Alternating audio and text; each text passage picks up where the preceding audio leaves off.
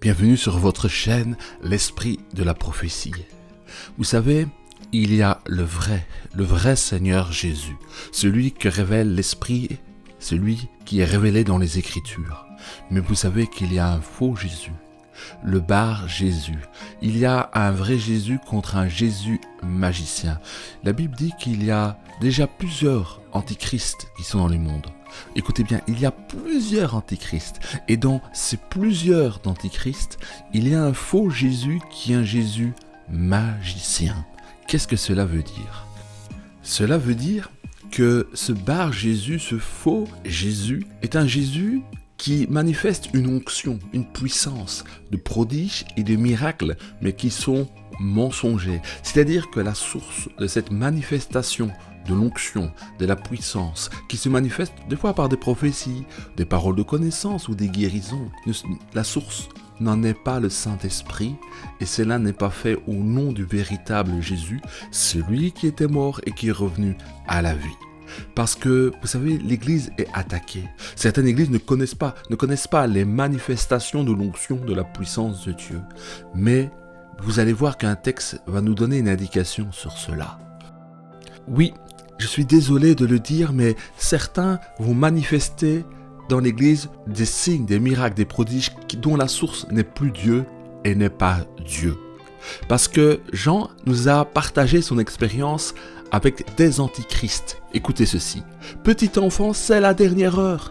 Et comme vous avez appris qu'un antichrist vient, il y a maintenant plusieurs antichrists. Donc avant la venue de l'antichrist total global, il y en a plusieurs qui apparaissent.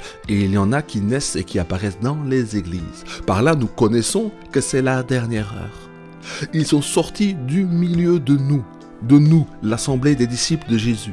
Mais s'ils n'étaient pas des nôtres, car s'ils eussent été des nôtres, ils seraient demeurés avec nous.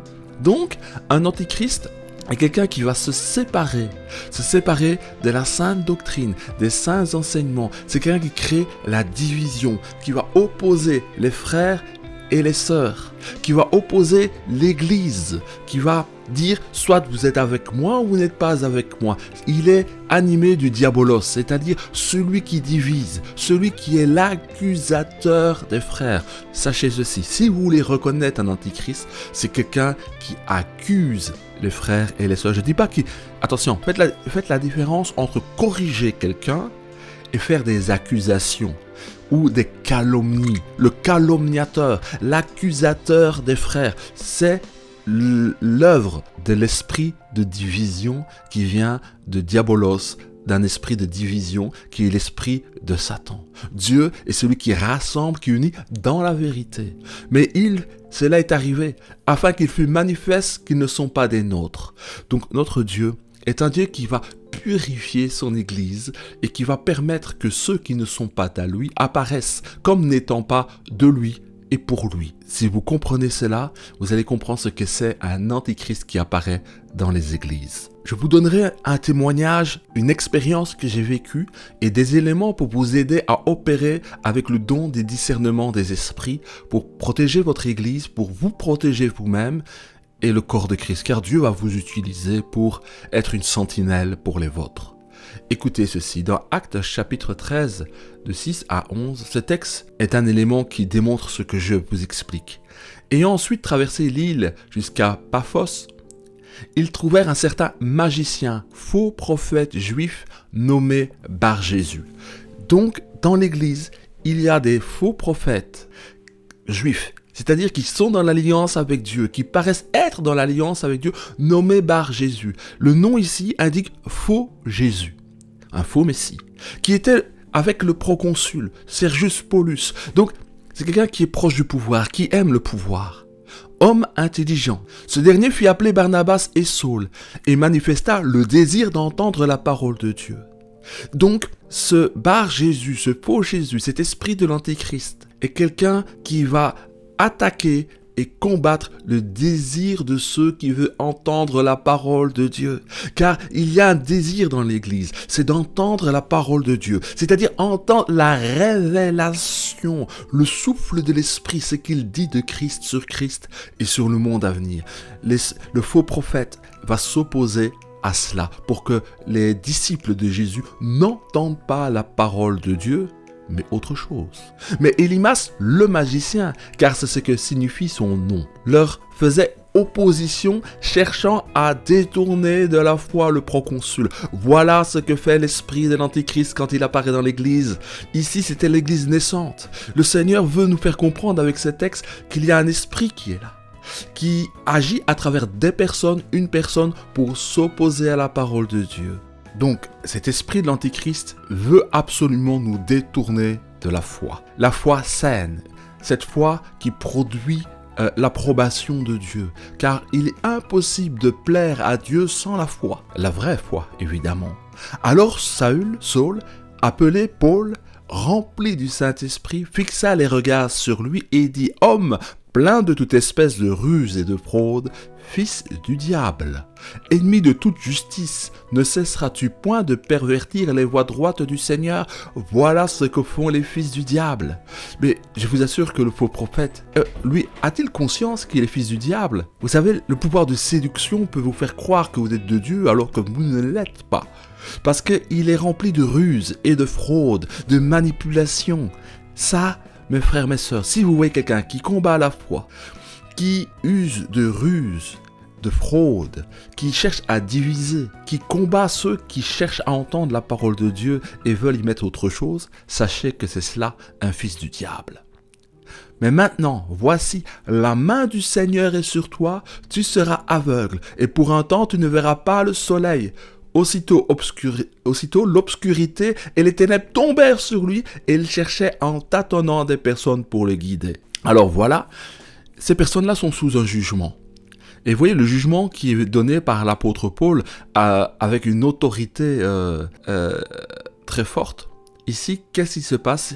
Il dit qu'il est devenu aveugle.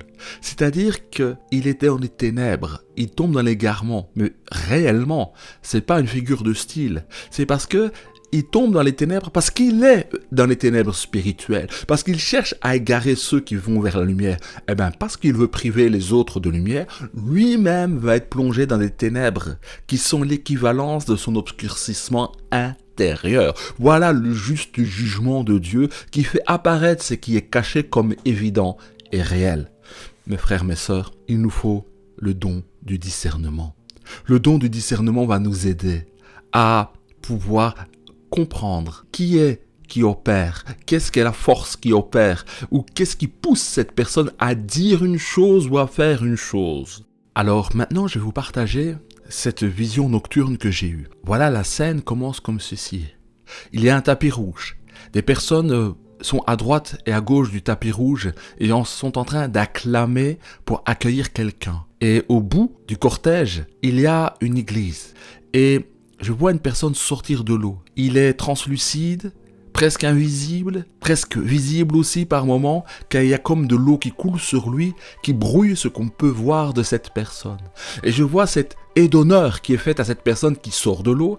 Je vois des acclamations, des cris, et ces cris sont à l'honneur de celui qui sort de l'eau. Et les gens le louent, le célèbrent. Mais cette acclamation, cette célébration est plus une acclamation mondaine, mais elle veut se faire passer comme la louange, mais elle n'est pas une louange, c'est ce que je perçois.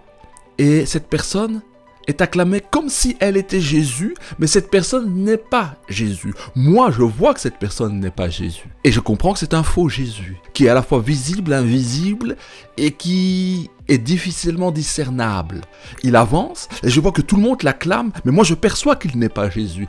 Et je perçois aussi que l'acclamation qu'on lui donne est mondaine. Elle n'est pas la louange et l'adoration que le Seigneur recherche. Que tout cela est mondain. Ce faux Jésus entre dans l'église et produit un miracle, une guérison. Il sort et il retourne dans l'eau. Évidemment, je comprends tout de suite que là, le Seigneur me montre l'état de l'église, que cette assemblée dans laquelle je me trouvais, ou que j'exerçais, que j'aidais, a laissé entrer un faux Jésus. Et que la louange et l'adoration qui vient est mondaine. Ce n'est pas ce que Dieu veut. Et que ce faux Jésus produit des signes et des miracles qui sont mensongers. Et en effet, quand vous regardez dans l'église, vous vous demandez si les malades sont vraiment guéris. Vous vous demandez si ceux qui viennent sont vraiment malades. En fait, tout est dans la confusion.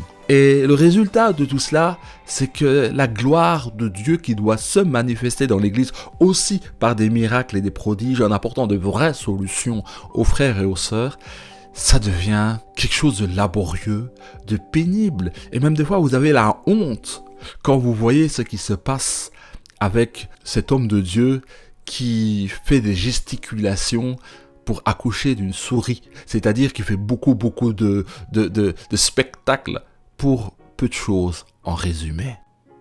Voilà, mes frères et mes sœurs, ça, c'est une façon dont se manifeste le don du discernement des esprits. Par cette vision, l'Esprit de Dieu m'enseigne sur la réalité de l'Église, comment Dieu perçoit l'assemblée des disciples, la fausse louange, la fausse adoration et un faux Jésus.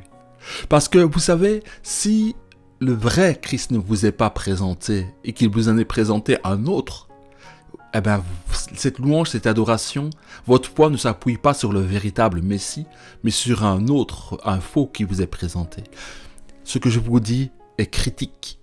Il faut le don du discernement des esprits. C'est un don qui est très utile à l'Église pour nous aider à discerner ce qui vient, ce qui ne vient pas de Dieu.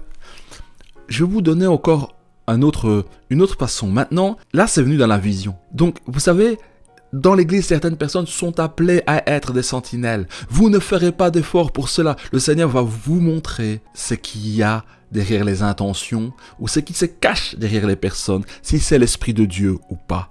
Attention, faites attention à vos propres raisonnements. Ce qui vient de Dieu est toujours évident et il vous fera avancer de révélation en révélation pour vous amener à une certitude totale et complète.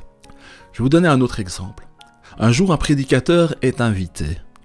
Il vient, il commence à faire sa prédication, son message, et avant qu'il ne dise les choses tordues qu'il voulait dire pour tordre le sens de la parole et manipuler les chrétiens qui écoutaient, je savais à l'avance qu'il se préparait à tendre un piège aux chrétiens. Et puis quand vous savez que la personne va faire quelque chose, qu'elle va montrer une mauvaise intention, et que cela vous est donné avant que ça n'arrive, c'est un signe que c'est Dieu qui est avec vous et que cela ne vient pas de vous. Car aucun homme ne peut anticiper le futur d'une action ou de quelque chose. Cela vient de l'Esprit de Dieu. Donc je sais que là je dois être en alerte qu'il va se passer quelque chose avec le prédicateur, qu'il va manipuler la parole de Dieu. Qu'est-ce que faisait ce prédicateur ? Eh bien, il a essayé de manipuler l'assemblée pour obtenir de l'argent. Écoutez-moi ça, je vais vous expliquer. Il dit que Jésus était allé chez le collecteur d'impôts, et quand il parle du collecteur d'impôts, je sais, là, l'Esprit de Dieu dit à mon cœur que cet homme va utiliser ce texte pour manipuler les chrétiens, pour essayer de leur arracher de l'argent. Donc moi je connais l'intention. Ça c'est le discernement des esprits qui opère. Pourquoi ? Parce que il prend un texte, mais je sais quelle est l'intention du cœur de l'homme qui est là. Comment je le sais ? Par le don du discernement des esprits. L'esprit humain a des intentions, des désirs qui s'opposent à ceux de Dieu. Parce que cet homme était gouverné par l'accaparement. Et alors il dit que Jésus est allé, écoutez-moi bien, je n'avais jamais entendu une chose pareille de ma vie, que Jésus était allé chez le collecteur d'impôts car il savait que Jésus allait avoir, car Jésus savait qu'il allait avoir une belle offrande chez le collecteur d'impôts. Et c'est donc pour cela que Jésus est allé chez lui pour l'amener à la conversion, parce que Jésus avait besoin d'argent et qu'il voulait en recevoir de cette personne. Vous voyez ? Et il a utilisé ce texte-là. Mais qu'est-ce que faisait cet homme ? Il projetait son intention de vouloir obtenir de l'argent des chrétiens, il le projette sur Jésus pour dire que si Jésus va chez le collecteur d'impôts pour avoir de l'argent, moi, quand à la fin de ma prédication, je vais essayer de vous manipuler pour que vous me donniez ce qui est à vous, pour que vous me le donniez, eh ben, si moi je vous le demande, c'est parce que Jésus l'a fait aussi avec le collecteur d'impôts. Voilà le raisonnement qu'il était en train de mettre en place pour se disculper de toute mauvaise intention alors que ses intentions étaient impures. Je vous assure, j'ai assisté à cela. Et dans l'assemblée, à ma grande surprise, 90% des personnes n'y voyaient aucun mal, ne discernaient aucun mal. Même le premier responsable de cette assemblée était tellement séduit et égaré que lui-même a cautionné tout ce que cet escroc a fait pour estorquer de l'argent. Voilà ce que fait le discernement des esprits. Vous savez qu'il va manipuler avant qu'il manipule. Vous savez qu'il va manipuler et vous voyez le résultat qui vient. Celui qui est dans le discernement des esprits comprend et voit les intentions impures qui animent les prédicateurs pour un gain sordide, comme dira l'apôtre. Donc, comment fonctionne le don du discernement des esprits? Tout d'abord, c'est un don. C'est un don qui accompagne les sentinelles. C'est un don qui va servir à protéger l'Église contre les personnes mal intentionnées ou des personnes qui se font passer pour des hommes de Dieu et qui sont sous l'influence d'un esprit ou des esprits. Je parle dans l'optique de sentinelle. Maintenant, comment fonctionne le don du discernement? Donc, le Saint-Esprit va le donner à qui il veut, comme il le veut. Ça, c'est lié à votre appel, à votre destinée. Et c'est Dieu, notre Père, qui décide ce qu'il fait avec qui il le fait. Déjà, vous êtes sûrement quelqu'un, par ce don qui est là en vous, il peut être latent ou il peut opérer pleinement. Il y a toujours une progression, mais quand le don est latent, vous êtes quelqu'un qui a une grande sensibilité et qui voit et qui sent comment et pourquoi une personne dit des choses. Vous savez, il y a des gens, ils écoutent, mais ils ne voient jamais l'intention qui est derrière. C'est-à-dire que vous êtes comme une sentinelle, vous avez une vue globale. Vous pouvez dire, lui, il est en train de mentir. Lui, il dit ça parce qu'il se sent coupable. Il y a des gens qui ne voient pas ça, mais c'est quelque chose qui est très accru. Maintenant, quand le don opère, le don vous fera obtenir cette information-là sans aucune aide de votre intelligence ou votre capacité de discernement. Même quand vous direz ça aux autres, les autres ne vous croiront pas ils vont croire que vous prêtez des mauvaises intentions sur cette personne. Mais après que les événements se soient passés, les gens diront « Tu avais raison, avant tout le monde, tu savais que cette personne avait cette intention-là. » Vous savez, c'est cela la marque. C'est qu'avant que tous les autres aient vu ou perçu, vous savez déjà. Pourquoi? Parce que c'est un don du Saint-Esprit. C'est-à-dire que Dieu, le Saint-Esprit, partage avec vous sa capacité de discerner ce qu'il y a dans le cœur d'un homme, ou les intentions d'un homme, ou la puissance qui opère derrière lui. Et à un moment ou à un autre, cela sera manifeste. Et le Saint-Esprit vous donnera une autorité.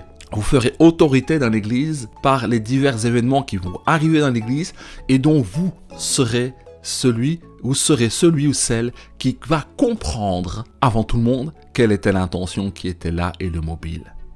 Et ça fonctionne dans l'autre sens aussi. Certaines personnes diront oui, lui il est mal intentionné, il fait ça pour se faire voir et tout cela. Et vous direz non, il n'est pas comme ça. Ses intentions sont pures. Comment tu peux le savoir? Vous le savez, vous avez une conviction sur les intentions et les mobiles de cette personne. Et puis les circonstances avançant, les gens se rendront compte, mais comment ce frère, cette sœur savait que cette personne était vraie dans ce qu'elle disait alors que les apparences étaient contre elle? Vous comprenez? Et cela va se multiplier et des fois ça va arriver dans des situations tellement complexes que personne ne sait séparer le blé et l'ivraie, mais vous savez. Pourquoi? Parce que l'Esprit de Dieu vous aura donné le discernement de l'intention qui pousse cette personne à dire ou à faire une chose. C'est très important, l'intention. Le discernement des esprits. Ce don opère. Et si vous voulez affiner le don, je vais vous donner la recette, le jeûne et la prière. C'est-à-dire l'intimité avec Dieu pour que l'âme soit abaissée, pour que la chair soit faible et que l'esprit soit mis en avant et bien disposé. Quand vous êtes dans des jeûnes réguliers et de qualité, cela va vous donner une acuité à votre homme intérieur pour discerner la voix ou le langage de l'esprit, comment il vous parle. Parce que vous savez, dans les dons, ce qui met du temps, c'est à comprendre quel est le partenariat, comment fonctionne votre partenariat avec le Saint-Esprit, comment il vous parle, comment il communique avec vous. Vous savez, ça met du temps. Alors, je vais vous donner un élément qui tranche. Au début, des fois, j'avais des doutes. Je me disais, est-ce mes pensées ou est-ce Dieu? Alors quand vous vous dites cela et que vous vous demandez si ce sont vos pensées ou si cela vient de Dieu, eh bien, faites une chose simple, très simple. Questionnez le Saint-Esprit qui est en vous, qui est votre aide, qui est là. Vous lui dites, Saint-Esprit, j'ai un doute, je me demande si ce que je reçois en moi ou ce que je perçois de cette situation-là maintenant, je me demande si cela vient de moi ou si cela vient de toi, Saint-Esprit. Je te pose la question, accorde-moi de discerner s'il te plaît. Et là, le Saint-Esprit va donner un témoignage à votre cœur, il va vous aider à comprendre si cette chose vient de vous ou si c'est vraiment lui qui vous dit la chose. Vous comprenez? Quand vous savez faire ça, en fait, vous êtes humble. Vous dépendez de l'Esprit de Dieu pour trancher, même sur ce qui vient de vous-même. Vous comprenez? Ça, c'est un des éléments que vous devez avoir. 1, le jeûne. 2, questionner le Saint-Esprit sur vos perceptions pour savoir si elle vient de votre capacité d'analyse ou de raisonnement ou si c'est lui qui parle. Parce que à certains moments, vous pourrez avoir une certaine confusion entre vos perceptions et ce qui vient du Saint-Esprit. Pourquoi? Parce que l'âme et l'esprit ne sont pas encore bien séparés. Le jeûne, la prière, la marche avec Dieu, la sanctification va faire une chose que vous discernez ce qui vient de votre âme et ce qui vient de votre esprit. Vous discernez qu'il y a une séparation. Et cette séparation fait que vous n'êtes plus dans la confusion. Je vais encore vous donner un élément qui m'a beaucoup aidé dans ma marche chrétienne et dans mon service dans l'église de notre Seigneur. Vous savez, quand un prédicateur invité vient, des fois les pasteurs invitent des gens qui sont étranges, qui sont vraiment bizarres. Et là, mon intelligence, je sais que c'est mon intelligence, ma capacité d'analyse, me dit, lui, ce pasteur me semble bizarre. Donc parce qu'il me semble étrange dans ce qu'il dit, dans ce qu'il fait, il me semblait pas très droit, vous voyez, il me semblait pas très honnête. Ça, c'est un sentiment de perception normale. Mais je pose la question au Saint-Esprit. Je dis, Saint-Esprit, cet homme qui est là, est-ce qu'il est avec toi ou pas? Et là, je me tais et j'attends. Le Saint-Esprit me dira. Parce que le Saint-Esprit parle. Oui, il parle. Il parle dans mon cœur et il me dit, il a été avec moi, mais il n'est pas toujours avec moi. Vous voyez? Vous savez, moi, je ne parle pas comme cela. Je ne verbalise pas comme ça. Je n'organise pas mes pensées comme cela. Mais le Saint-Esprit, j'ai reconnu que c'était le langage du Saint-Esprit parce que quelque part, ça m'est étranger. Parce que moi, je ne perçois pas les choses comme ça. Vous comprenez? Le Saint-Esprit me dit en fait qu'il a été, c'est-à-dire qu'il a marché dans la fidélité, mais il n'est pas toujours avec moi. Ça veut dire qu'il ne fait pas tout le temps ce que je lui dis de faire, il n'est pas tout le temps sous mon inspiration. Vous voyez? Et le fait qu'il me le dise, je savais qu'à ce moment précis, cet homme, ce frère, qui avait bien commencé avec Dieu ce jour-là, ce moment-là précis, n'était pas gouverné par le Saint-Esprit. Et le Saint-Esprit me l'a dit, je le savais. Vous voyez?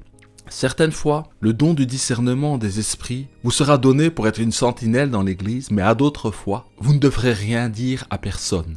Dieu vous dira des secrets sur les intentions des personnes qui sont devant vous. À certains moments, les personnes sont vraies. À certaines personnes, les personnes parlent par orgueil. Mais vous n'êtes pas là pour révéler les intentions des cœurs des gens.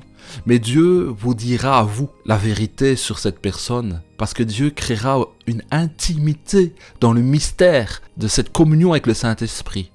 Vous êtes de ceux qu'on ne peut pas tromper. Vous êtes de ceux à qui le mensonge ne peut pas produire la manipulation. Parce que Dieu ne veut pas que toi, mon frère ou ma sœur, tu sois manipulé par un... Mais d'autres peuvent être bernés et trompés parce que ça n'a pas vraiment d'incidence. Mais toi, parce que tu es arrivé à une certaine marche dans l'église, à une certaine position en Christ, Dieu ne veut pas que tu sois quelqu'un qui soit sous le gouvernement de quelqu'un qui a des mauvaises intentions. Vous comprenez? Et cela, il faut discerner quand vous devez vous taire et ne pas révéler ce que Dieu vous donne. Alors, comment faut faire cela? Eh bien, la marche avec Dieu, vous connaissez ce que le Saint-Esprit veut faire avec vous ou pas. Et vous savez que vous êtes dans le secret, que cela est pour vous un secret qu'il ne faut pas dire, qu'il ne faut point partager. Et si vous avez un doute, questionnez le Saint-Esprit. Veux-tu que je parle aux responsables de cela? Et là, le Saint-Esprit pourra mettre dans votre cœur un témoignage comme quoi non, cela ne va pas en parler. Une fois, j'ai eu l'intention d'aller partager ce que le discernement du Saint-Esprit m'avait communiqué, mais je vais vers la personne pour lui dire, mais la personne même, avant que je ne lui explique, par ses dires, par ses paroles, m'a démontré qu'elle n'était pas prête à intégrer ce que j'allais lui dire, à accepter ce que j'allais lui dire. Et si j'osais lui dire, cette personne serait devenue mon ennemi parce qu'elle n'était pas prête à entendre ce que je devais lui dire. Et d'autres cas, et dans d'autres circonstances, mes frères, mes sœurs, Dieu vous enverra dire ce qu'il vous a révélé. Je vais vous donner un autre exemple, parce que les exemples sont parlants. Je suis assis dans l'assemblée, je fais mon culte, je suis encore assis, le culte termine, une sœur se lève, et quand elle se lève et qu'elle marche, qu'est-ce que je perçois par le discernement des esprits, par ce don? Je vois qu'elle se lève pour aller séduire un homme qui est un frère dans l'assemblée. C'est pas qu'elle se levait pour aller vers lui à l'instant même, mais c'est-à-dire que tout ce qui l'immobilait, l'accaparait à cet instant-là, c'était de plaire à ce frère-là. Et ce frère-là est tombé plus tard dans l'impudicité avec cette sœur. Le Saint-Esprit m'a envoyé dire la chose au pasteur. Et quand j'ai vu la tête du pasteur, j'ai compris qu'il s'était déjà passé des choses à cause de cette attitude-là qui dominait la sœur. Vous voyez? Voilà, c'est la marche par l'Esprit. C'est formidable. J'espère que ce partage vous aidera et vous encouragera à aller vers le Saint-Esprit et à vous rendre utile à toute bonne œuvre dans le corps des Christ. Pourquoi? Parce que il y a des antichrists. Et la seule façon de protéger les brebis du Seigneur, c'est que les uns et les autres, hommes ou femmes, fonctionnent, marchent par le discernement des esprits pour que l'Église ne soit point trompée par certaines personnes qui veulent tordre les voies droites que le Seigneur a posées, qui veulent éloigner de la foi ceux qui aiment vraiment le Seigneur et sa parole. Mon frère, ma sœur, que le don du discernement des esprits qui t'a été donné de Dieu par le Saint-Esprit opère en toi pour que tu sois une sentinelle dans le corps de Christ.